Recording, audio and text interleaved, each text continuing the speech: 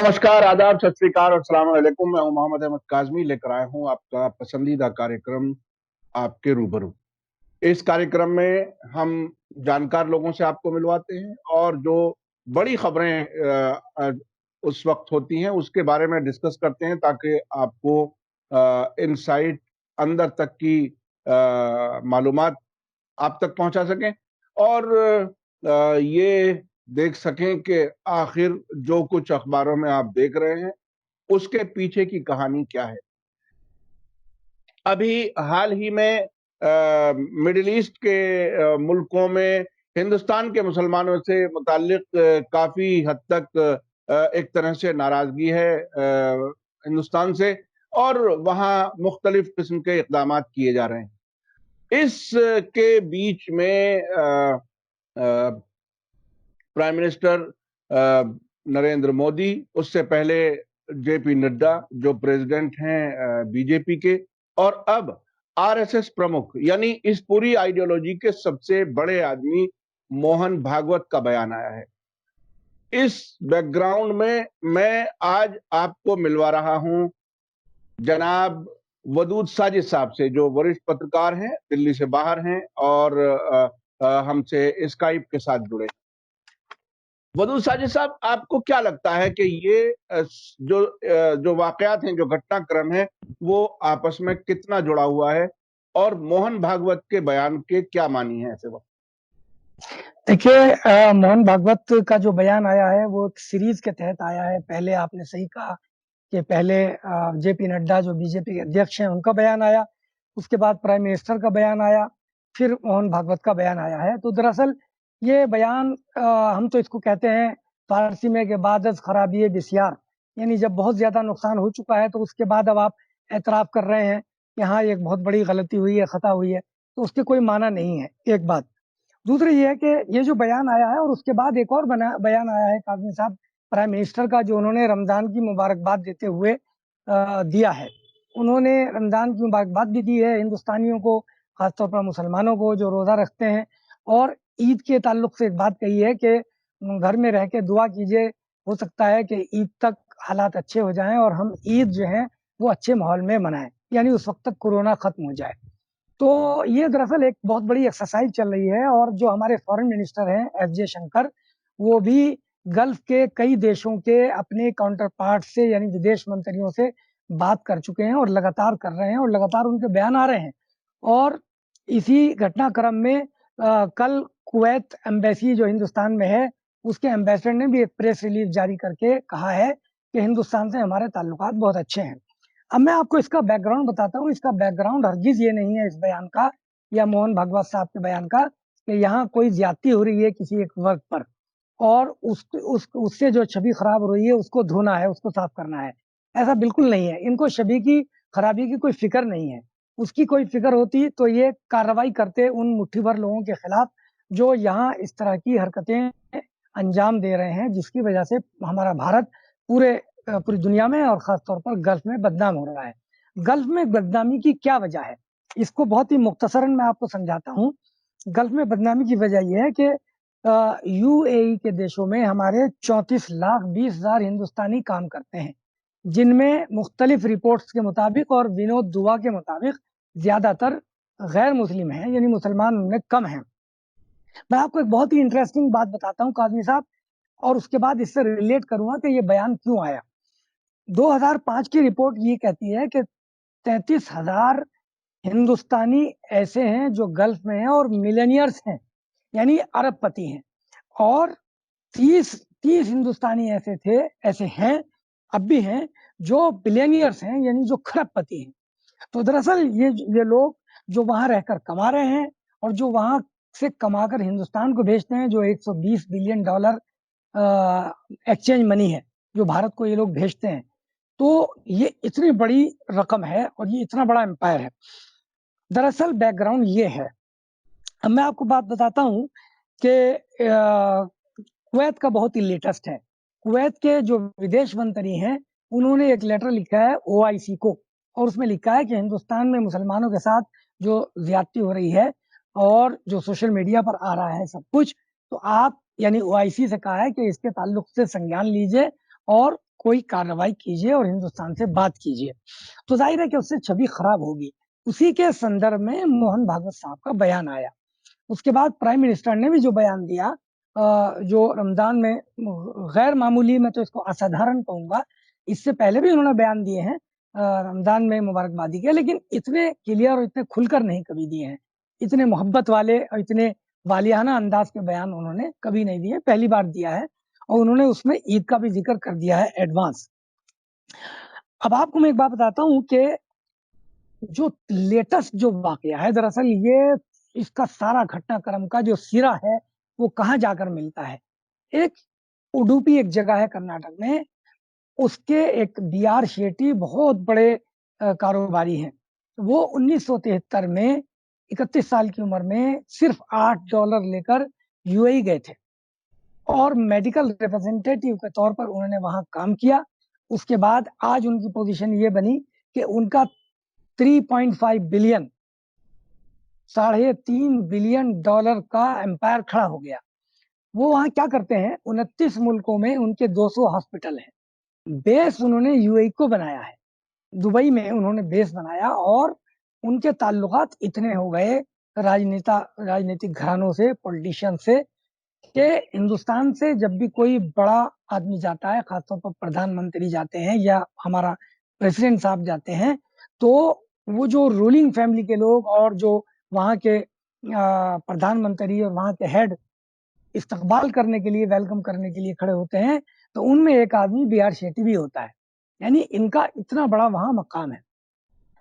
अब वहां ये हुआ है कि लंदन की एक कोर्ट में इनका केस चल रहा था, तो लंदन की कोर्ट ने कुछ फ्रॉड पाया और उसकी इत्तला यूएई को भी दी। तो यूएई का जो सेंट्रल बैंक है उसने तमाम बैंकों को हिदायत दे दी है कि इनके जहां जहां इनके एसेट्स हों वो सारे फौरन सीज कर लिए जाएं, और न सिर्फ इनके, इनके खानदान वालों के, इनके रिश्तेदारों के, इनके यार दोस्तों के, सबके सीज कर लिए जाएं, और इनके बैंकों, सॉरी, इनके दफ्तरों, इनकी कंपनियों पर छापे मारे जाएं और दस्तावेजात जब्त कर लिए जाएं। ये बहुत क्लियर इंस्ट्रक्शंस आई हैं इस्लामिक यूएई के सेंट्रल बैंक की। ये क्यों आई है इसको समझना बहुत जरूरी है। ये इसलिए आई है कि इनका असासा, इनके एसेट्स तो हैं $3.5 बिलियन, और इनकी देनदारी जो निकल आई है, जो अब चेक हुई है, जिसका पता ही नहीं चल रहा था, वो चेक होकर अब जो देनदारी आई है वो है 6.6 बिलियन। तो आपके पास असासे, एसेट्स तो आपके पास 3.5 बिलियन है, देनदारी आपकी 6.6 बिलियन है। ये देनदारी किसको है ये जानना बड़ा इंटरेस्टिंग रहेगा कादमी साहब। ये किसी चैनल ने नहीं बताया। इन्होंने यूएई और यूएई के बाहर के 80 बैंकों से लोन ले रखा है। इन 80 बैंकों में कौन कौन से बैंक हैं, छोटी छोटी बात आपको बता देता हूं। दुबई इस्लामी बैंक, यानी कमाल की बात है, नूर बैंक, एनबीडी शरिया कंप्लाइंट यूनिट, यानी जो बगैर बगैर सूद के कर्ज देते हैं, जी जी जी, उन्होंने इनको कर्ज दे रखा है। अमारात Islamic bank, Ajman bank, Salman bank और बहुत सारे बैंक, 80 बैंकों से इन्होंने लोन ले रखा है। ये लोन 6.6 बिलियन बैठता है डॉलर। तो जब ये खबर पहुंची तो इनके शेयर्स धड़ाधड़ गिर गए। जब शेयर्स गिर गए तो इनकी हालत खराब हो गई और ये हिंदुस्तान वापस आ गए। इनको वहां गिरफ्तार किया जाना था, लेकिन ये हिंदुस्तान में आ गए। अब हम ये नहीं कहेंगे कि हिंदुस्तान में छुपे हुए हैं, चूंकि ये उनका अपना देश है। तो बहरहाल इसके अलावा भी कई कंपनियों से इन्होंने फ्रॉड किया वहां, वो फ्रॉड अब खुल के आया। अरब जो है वो, उनकी और बहुत सारी खूबियां बुराइयां हो सकती हैं, लेकिन एक खूबी उनकी है कि करप्शन को वो बर्दाश्त नहीं करते। करप्शन की जब खबर उन तक पहुंचती है तो वो फौरन एक्शन लेते हैं। अब आप देखिए कि इनके ताल्लुकात वहां के राजनीतिक घरानों से थे, लेकिन किसी चीज ने काम नहीं किया। जैसे बैंक ने इनके खिलाफ एक आदेश जारी किया, सारे बैंकों ने धड़ाधड़ इनके एसेट सीज कर दिए और इसका इंतजार नहीं किया कि जो वहां के हेड ऑफ द स्टेट्स हैं और जो प्राइम मिनिस्टर हैं उनका क्या आदेश आता है। इससे हमारे मुल्क को भी सबक लेना चाहिए। तो ये मैं आपको एक बात और बता के बस अपनी बात खत्म करूंगा, फिर मैं आपसे सवाल लूंगा कि इनका ताल्लुक बीजेपी और आरएसएस से बताया जाता है। दरअसल इनका ताल्लुक बीजेपी और आरएसएस से तो बहुत बाद में हुआ। इनका ताल्लुक जनसंघ से है। 1973 में ये हिंदुस्तान में जब थे तो इन्होंने एक छोटा सा इलेक्शन भी लड़ा था, जनसंघ में ये थे, लेकिन ये नाकाम हो गए थे, तो फिर ये चले गए थे। और लेकिन उसके बाद आप देखिए कि इतना बड़ा एम्पायर खड़ा करने के बाद भी ये कर्नाटक वापस आए और एक छोटा सा इलेक्शन लड़ा। मुझे तो हैरत हो रही है, म्यूनिसिपल काउंसिल का इलेक्शन लड़ा इन्होंने, और उसमें हमारे पूर्व प्रधानमंत्री वाजपेयी जी, जो बहुत बड़ा नाम था, उन्होंने इनका सपोर्ट किया। नरेंद्र मोदी ने इनकी इलेक्शन कैंपेन में हिस्सा लिया, और लेकिन ये हार गए। उसके बाद इन्होंने एक ख्वाहिश जाहिर की, काजमी साहब, 2019 में, जब हमारे प्रधानमंत्री ने आर्टिकल 370 हटाया जम्मू कश्मीर से, अगस्त में, 5 अगस्त में, तो इन्होंने एक ख्वाहिश जाहिर की कि मैं अपना सारा असासा समेट के वापस आना चाहता हूँ भारत, और यही पैसा लगा के और यही काम करना चाहता हूँ। तो इन्होंने एक ये भी कहा था सितंबर 2019 में, यानी कि अभी 1 महीना ही हुआ था आर्टिकल 370 को हटे हुए, इन्होंने एक बात कही कि मैं कश्मीर में 3000 एकड़ जमीन लेकर उस पर एक फिल्म सिटी बनाना चाहता हूँ। अब आप देखिए, इन्होंने ये भी कहा, बड़ी इंटरेस्टिंग बात है, कि मुझे तीनों स्टेट से ऑफर आ गई है 3000 एकड़ जमीन की, यानी जम्मू, कश्मीर और लद्दाख। वहां ये फिल्म सिटी बनाते, बहुत बड़ी उनका ये प्लान था, 3000 एकड़ पर। कोस्टल डाइजेस्ट एक मैगजीन है, उसने एक रिपोर्ट में ये बताया था कि आरएसएस जो है वो गल्फ देशों में इन अपने हामियों की मदद से, यानी जो इनके चाहने वाले वहां हैं, और जो इनको मोस्ट प्रोबेबली जो इनको फंड भी प्रोवाइड करते होंगे, उनकी मदद से अपनी जड़ें मजबूत करना चाहता है। तो उसी संदर्भ में 2016 में एक मीटिंग हुई थी, मोहन भागवत ने एक मीटिंग ली थी केरला में, सारे एनआरआईज की, उसमें बी आर शेट्टी भी मौजूद थे। इसी तरह 2019 में तो प्रधानमंत्री ने एक क्लोज डोर मीटिंग ली सारे एनआरआईज की जो यूएई में है, उसमें बी आर शेट्टी भी मौजूद थे, और उसी में उन्होंने ये बात कही थी कि मैं भारत आना चाहता हूँ, अपनी ख्वाहिश जाहिर की थी, और मैं यहाँ कारोबार करना चाहता हूँ। मेरी समझ में नहीं आया कि गल्फ में इतना बड़ा नाम कमा के 200 हॉस्टल बना के पूरी दुनिया में ये क्यों भारत आप वापस आना चाहते थे। तो शायद यही वजह होगी, इनको अंदाजा होगा कि मेरे साथ ये हो सकता है। अब इनका क्लैरिफिकेशन आ गया है कि हाँ, फ्रॉड हुआ है, लेकिन मैंने नहीं किया है, बल्कि मेरे कुछ पिछले और जो अब काम कर रहे हैं ऑफिसर्स और सीईओ, उनकी वजह से फ्रॉड हुआ है। तो ये जो बयान आपने बताया मोहन भागवत साहब का, मैं जो समझता हूँ, मेरी जो अपनी समझ है, वो ये है कि इसका सिरा यहाँ से जाकर मिलता है कि जो देशों में, वहाँ खाड़ी देशों में कार्रवाइयां हो रही हैं कुछ काम करने वालों के खिलाफ, कुछ को फायर भी कर दिया गया है, कुछ को वार्निंग दी गई है, सोशल मीडिया पर वहाँ एक मुहिम चल रही है, जिसका हमें दुख है कि हमारा भारत वहाँ बदनाम हो रहा है इन चंद लोगों की वजह से। लेकिन मेरा ख्याल है कि ये चंद लोग नहीं है, ये बहुत सारे हैं, और ये जो प्रोवाइड करते थे फंड यहाँ के फ्रिंज एलिमेंट्स को भी, वहां शायद अब इनके खिलाफ कुछ कार्रवाई होनी शुरू हो गई है। अच्छा, आप क्या देखते हैं कि इसके बाद क्या होने वाला है, और ये हिंदुस्तानी मुसलमानों पर क्या वाकई कोई इसका असर होगा, क्या कोई इसका कोई फायदा होगा? फायदा मैं इस लिहाज से कह रहा हूं कि बहरहाल जब कुवैत के पार्लियामेंट कैबिनेट ने एक रेजोल्यूशन पास करके अपने फॉरेन मिनिस्टर को भेजा, और ओआईसी का भी जिक्र किया, जिसके बारे में आपने लेटर का जिक्र किया कि ओआईसी को उन्होंने लिखा है, तो इस सब से क्या वाकई मुसलमानों पर जो ये जुल्म ज्यादती हो रही है जगह जगह, और एक तरह से मुसलसल एम्बेरसमेंट में और हमलों में जीने पर मजबूर है, क्या इससे कोई फायदा होगा? वाकई कोई फायदा होगा, या ये उसी रास्ते पर चलते जाएंगे किसी तरह का? क्या लगता है आप? आपने बहुत इंपॉर्टेंट बात कही है, बहुत अच्छा सवाल किया कानून साहब। देखिए, मेरा जो फर्स्ट रिएक्शन है आपके सवाल पर, जो डिटेल में मैं बाद में बात करूंगा, वो ये है कि जब तक कोई कमी नहीं आएगी इन वाकयात में और इन इंसिडेंट्स में, जब तक यहाँ हिंदुस्तान में जो फ्रिंज एलिमेंट्स मौजूद हैं और जो हमला कर रहे हैं, फ्रिंज भी नहीं, अब तो उनको खुली सपोर्ट है सबकी, तो जब तक उनके खिलाफ कार्रवाई नहीं होगी, जब तक इसमें कोई कमी नहीं आएगी, एक। नंबर दो, आपने एक बात और कही कि हिंदुस्तानी मुसलमानों पर इसका क्या असर पड़ेगा। मैं एक बात यहाँ बहुत खुलकर कह देना चाहता हूँ आपके चैनल के माध्यम से, और आपकी तरफ से भी, और मैं अब अपनी तरफ से भी, कि हिंदुस्तानी मुसलमानों को रत्ती बराबर भी इसमें पार्टी नहीं बनना चाहिए, क्योंकि अरब देशों का जो अतीत रहा है उसमें उनका कोई एतबार नहीं रहा है। मैं ये कहना चाहता हूँ, वो जो कुछ देखते हैं, जो कुछ बोलते हैं, वो खालिसतन अपने नफे नुकसान की बुनियाद पर बोलते हैं। उन्हें और कोई कंसर्न नहीं है, उनका नफा नुकसान वो देखते हैं। तो अगर कहीं उनका नफा हो रहा है तो वो आपकी हिमायत करेंगे, नुकसान हो रहा है तो आपके खिलाफ बोलना शुरू कर देंगे। मिसाल के तौर पर हमारे प्रधानमंत्री को 5 बड़े अरब देशों ने, मुस्लिम देशों ने हाईएस्ट अवार्ड दिए। तो वो इसलिए दिए कि हमारे प्रधानमंत्री ने उन मुल्कों में इन्वेस्टमेंट किया और वहां अपनी पैठ बनाई और एक अच्छा रास्ता दिया उनको, हिंदुस्तान में एक मार्केट दी उनको। हिंदुस्तान यूएई के लिए बहुत बड़ी मार्केट है।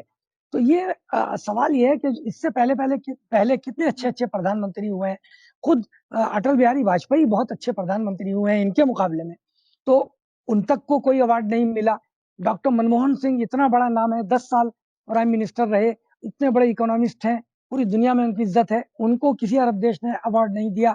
उनसे पहले और रहे, इन्हीं को क्यों दिया? इसलिए दिया कि वो सिर्फ अपने पैसे के एतबार से या कारोबार के एतबार से अपना नफा नुकसान देखते हैं। और हमारे प्रधानमंत्री जो हैं नरेंद्र मोदी, इन्होंने बहुत ही गैर मामूली दिलचस्पी ली अरब देशों में, खाड़ी देशों में कारोबार को जमाने की। और आप देखिए कि इस वक्त हमारा मैं आपके सवाल पे भी आऊंगा, लेकिन मैं एक पॉइंट बता दूं, कभी मैं उसको भूल जाऊं। इस वक्त जो है बहुत बड़ा हम कारोबार कर रहे हैं अरब देशों से। सिर्फ कुवैत की ही बात करें, जिसके विदेश मंत्री का आपने नाम लिया, तो कुवैत से हमारा जो कारोबार है, कलेक्टिव जो कारोबार है हिंदुस्तान का, 2017 में $1365 मिलियन था। इसको नोट कीजिएगा काजमी साहब पॉइंट को। 2018 में वो 669, यानी घटकर कम हो गया, वो आधे आधे पे रह गया, $669 मिलियन रह गया। ये क्यों रह गया? इसके बहुत सारे रीजन हो सकते हैं।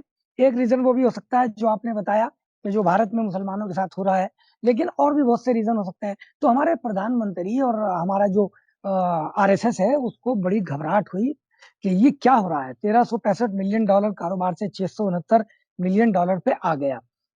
उसके ऊपर से फिर ये वाकयात हो गए। फिर जो कुवैत के विदेश मंत्री हैं, उन्होंने बहुत खुल के वो लेटर लिखा था। उस लेटर को आप दिखा भी सकते हैं, और उसमें यही लिखा था कि ओआईसी को, कि आप भारत में जो मुसलमानों पर जुल्म हो रहा है, एट्रोसिटीज उन्होंने लिखा था, और भी कुछ चीजें लिखी थी, तो आप उस पर एक्शन लीजिए और भारत से बात कीजिए और इसको बंद कराइए और अपने असर रसूख का इस्तेमाल कीजिए। ये बात तो जाहिर है कि इसका असर होना था, इसका असर होना लाजमी था। कुवैत से भी हम बड़े पैमाने पर करते हैं। कुवैत में भी हमारे बहुत सारे भारतीय जाकर वहां आबाद हैं, जो बड़ा काम कर रहे हैं और भारत को भेज रहे हैं। मैंने शायद आपको एक बात शुरू में बताई थी कि 33,000 हिंदुस्तानी मिलेनियर्स हैं और 30 हिंदुस्तानी बिलियनियर्स हैं।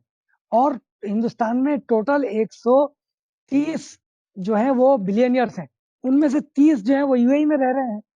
तो असल तो कारोबार है, असल कारोबार है। मुसलमानों को कोई बहुत ज्यादा जोश में आने की जरूरत नहीं, और ये हमारा इशू है भी नहीं। और आपने देखा होगा कि हम कभी किसी देश को ना तो जाकर बताते अपनी परेशानी, हम खुद लड़ते हैं डेमोक्रेटिक तौर पर। हमारे जो बाबा साहब भीमराव अंबेडकर ने जो दस्तूर बनाया था, जो कानून और आइन बनाया था, वो बहुत बेहतरीन आइन है। उसकी रोशनी में हम भारत में रहते हुए लड़ते हैं। अच्छा अच्छा, वजूद साहब, मैं देखिए, कुछ लोगों का ये कहना है कि बीजेपी की हुकूमत, जो इस वक्त मौजूदा हुकूमत है, इसने बहुत मुस्लिम मुल्कों से ताल्लुकात बहुत अच्छे बनाए हैं। साथ साथ ये भी एक बड़ा कंट्राडिक्शन है कि हिंदुस्तान के मुसलमानों को बहुत सताया भी है। ये दो चीजें बहुत ही मतलब मेल नहीं खाती। अब इसके आगे इसकी सियासत को समझने की जरूरत है। जैसा कि पिछली बार हमारी आपकी बात हुई थी, ये तमाम अरब ममालिक, अमेरिका, इजराइल, और उसी लाइन में हम भी खड़े हैं, भारत भी उसी लाइन में है। और उसकी एक वजह थी जिसकी वजह से, और नजरियाती तौर पर, जो जब बीजेपी के लीडर्स जाते रहे हैं, अब से पहले की हुकूमतों वाले भी, ये कहते हुए कि हम इजराइल जा रहे हैं टेररिज्म को कैसे कुचला जाता है ये सीखने के लिए, यानी जैसे फिलिस्तीनियों को उन्होंने कुचला है, हम यहां कुछ करने जा रहे हैं, हम उसके लिए सीखने के लिए जा रहे हैं। तो इस कंट्राडिक्शन में जिस तरह से अरबों का इस्तेमाल हुआ, मैं इस्तेमाल इसलिए कह रहा हूं कि उन दूसरी तरफ से उन्हें धमकी आती है कि अगर हम आपको 2 हफ्ता भी सपोर्ट करना बंद कर दें तो आपकी हुकूमतें गिर जाएंगी। और उसी बैकग्राउंड में देखिए कि 8 मुल्कों में हाईएस्ट सिविलियन अवार्ड दिया गया हमारे मोदी जी को। इस कंट्राडिक्शन में, यानी मुसलमानों के पर होने वाले जुल्म करने वाले हुक्मरान के साथ अच्छे ताल्लुकात बनाए रखना अमेरिका और इजराइल के दबाव में या कहने पर या खुशनुदी के लिए, इस कंट्राडिक्शन को, ये दोनों तरफ कंट्राडिक्शन है, अरब मुल्कों की हुकूमतों में भी और हमारी बीजेपी की हुकूमत में भी। इसे आप कैसे देखते हैं? आपने 3-4 बातें बहुत ही इम्पोर्टेंट कही हैं। देखिए, मैं उनका बहुत ही संक्षेप में जवाब देना चाहता हूँ। एक तो इसका इससे कोई ताल्लुक नहीं है ये कि साहब हिंदुस्तान में मुसलमानों पर कुछ लोग, कुछ शरपसंद टोलियां, कुछ गिरोह जुल्म कर रहे हैं और हुकूमत उसकी अनदेखी कर रही है, उनके खिलाफ रिएक्शन में ले रही है, और दूसरी तरफ वो अरब देशों में अपने ताल्लुकात, अपनी जड़ें मजबूत कर रही है। इसका कोई ताल्लुक नहीं है।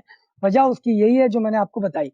अरब हुक्मरानों का जो रवैया है वो वही है जिस पर जो मैंने पहले जिक्र किया। मैं अपने स्टैंड पे अब भी कायम हूँ कि उन्हें कोई कंसर्न नहीं सिवाय कारोबार के और पैसे के। नहीं, अरब ताल्लुक अरब इस तरह, अरब सुनिए, नहीं, जी, सुनिए, सुनिए, ताल्लुक इस तरह से है कि यहाँ बीजेपी ये कहती है कि अरे साहब, हमारे तो सारे मुस्लिम मुल्कों से अच्छे ताल्लुकात हैं, मुसलमान मैं क्यों बता वोट रहा हूँ। नहीं देता हमें, जी हमें जी वोट मैं क्यों नहीं बता देता मुसलमान, ये कहने की मैं कोशिश करते मैं बता रहा हूँ। अब जो आपने देखा, अरब अवाम में बेदारी आ गई है और अरब अवाम में हिंदुस्तान के जो एलिमेंट्स हैं उनके ताल्लुक से बड़ी सख्त नागवारी, नाराजगी और बहुत ज्यादा नफरत है, और उसकी एक बहुत बड़ी ड्राइव चल रही है वहां। और वहां के हुक्मरान, मैंने जैसे पिछले एपिसोड में अर्ज किया था कि वहां के हुक्मरान अपने अवाम की इतने बड़े पैमाने पर नाराजगी गवारा नहीं कर सकते, बर्दाश्त नहीं कर सकते, अफोर्ड नहीं कर सकते। हैं। वो किसी भी तरह से उसको नॉर्मल करना चाहेंगे, जो भी वो तरीका इख्तियार करें। एक पॉइंट आपने बताया कि इसराइल और अमेरिका का जो कॉम्बिनेशन है जिसने अरबों को अपने घेरे में ले रखा है, ये बात मैंने पिछले एपिसोड में भी कही थी कि बिलाशुबा ऐसा है, इसको कंट्राडिक्ट करने का कोई मतलब ही नहीं है।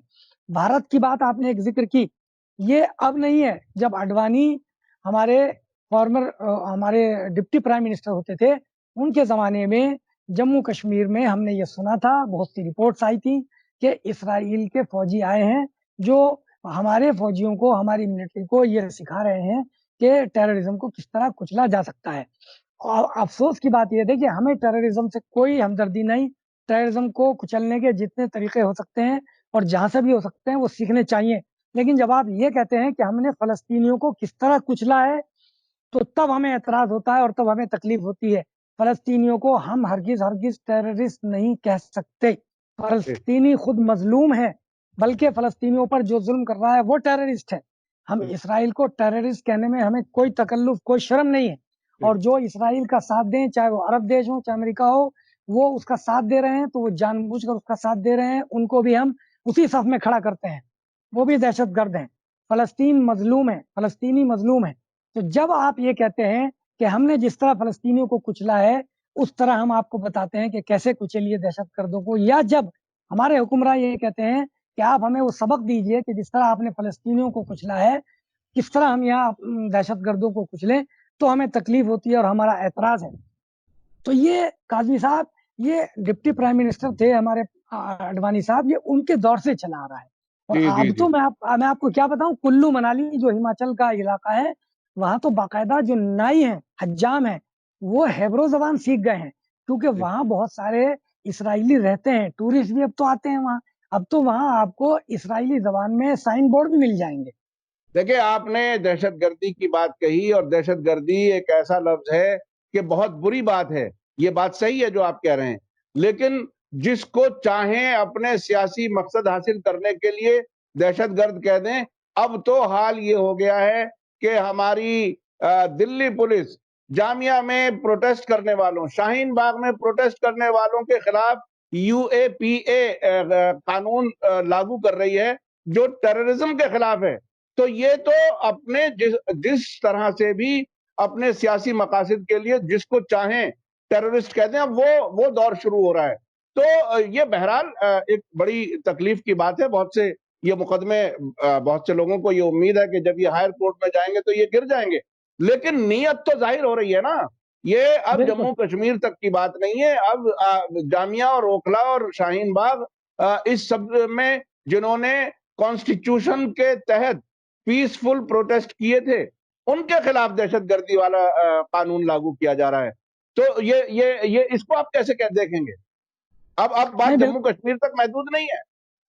बिल्कुल सही बात है।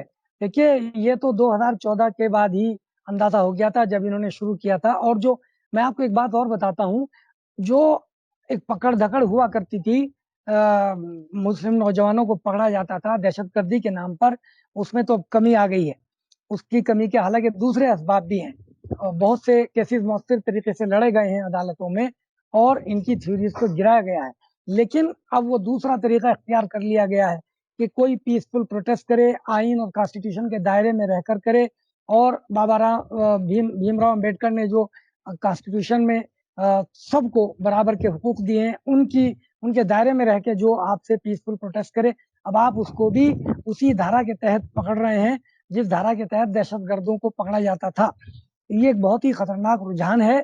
इसके बारे में पूरी दुनिया में एक बेदारी मुहिम चलाई जानी चाहिए। यूनाइटेड नेशंस को भी इसको देखना चाहिए। और जो हमारे भारत की जो सेकुलर फोर्सेस हैं, सेकुलर आवाज़ें हैं, उनको खड़ा होना चाहिए। असल में क्या है, मैं आपको एक बात बताऊँ, बड़ी तकलीफ की बात है कि लॉकडाउन ने एक मौका प्रोवाइड कर दिया है पुलिस को और दूसरी एजेंसीज़ को। लॉकडाउन लगा हुआ है, उसमें सब लोग अपने-अपने घरों में हैं, तमाम एनजीओ घरों में हैं और ऐसे में लोगों को उठा-उठा कर ले जाया जा रहा है।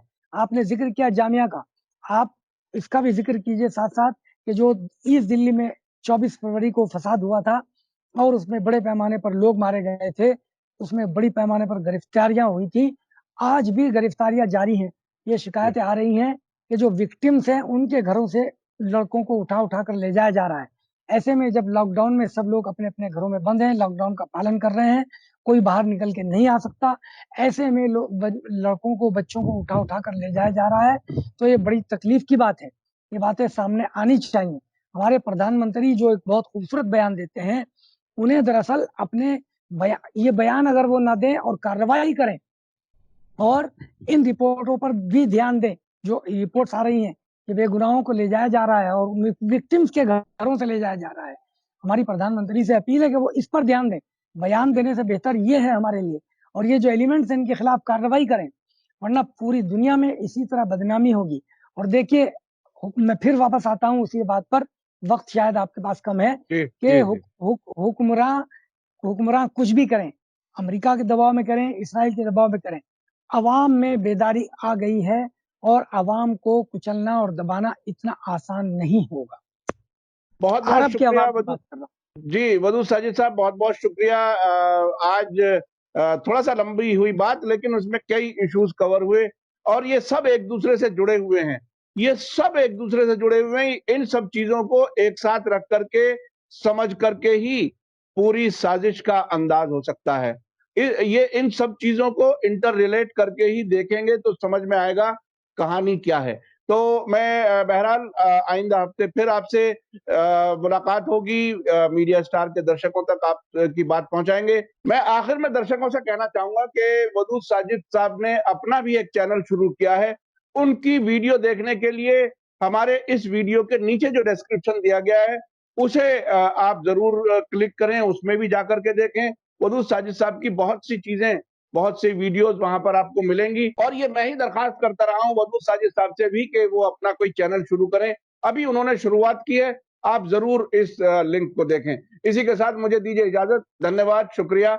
जय भारत, जय हिंद। मीडिया स्टार वर्ल्ड के और वीडियो देखने के लिए हमारे चैनल को सब्सक्राइब करें और सीधे नोटिफिकेशन पाने के लिए बेल आइकन दबाएं। और अगर हमारी खबर सच्ची और अच्छी लगे तो अपने व्हाट्सएप, इंस्टाग्राम, फेसबुक और ट्विटर अकाउंट पर ज़रूर शेयर करें।